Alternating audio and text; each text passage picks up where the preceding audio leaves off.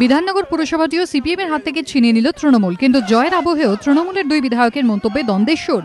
বিধাননগর পুরসভার 13 নম্বর ওয়ার্ডটি ছিল সিপিএম এর দখলে। এবারের উপনির্বাচনে সেই ওয়ার্ড থেকে 251 ভোটে জিতলেন তৃণমূল প্রার্থী বাণীব্রত বন্দ্যোপাধ্যায়, বিধাননগর পুরসভার বিধায়ক সুজিত বসু। কিন্তু তৃণমূলের তরফে 13 নম্বর ওয়ার্ডের উপনির্বাচনে দায়িত্ব দেওয়া হয় রাজারহাট নিউ টাউনের বিধায়ক সব্যসাচী দত্তকে।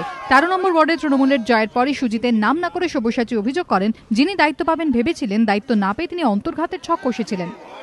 দলের পক্ষ থেকে বিশেষ দায়িত্ব দেওয়া হয়েছিল আপনাকে এবং সেই পারফরম্যান্সে বলা যেতে পারে যে স্টার মার্ক নিয়ে পাশ করলেন। তারপর কারণ এখানে যিনি দায়িত্বে ভাবছিলেন পাবেন, তিনি স্যাবোটেজ করছিলেন, সেই জন্য দল আমায় দায়িত্ব দিয়েছিল। পাল্টা মুখ খুলেছেন সুজিত বসু। তার বক্তব্য, জিতলেও বিধানসভা ভোটের নিরিখে 13 নম্বর ওয়ার্ডে জয়ের ব্যবধান কমেছে। আমার দল যে দায়িত্ব আমাকে দিয়েছে, সেই দল আমি জানি আমাকে কি দায়িত্বে আছে।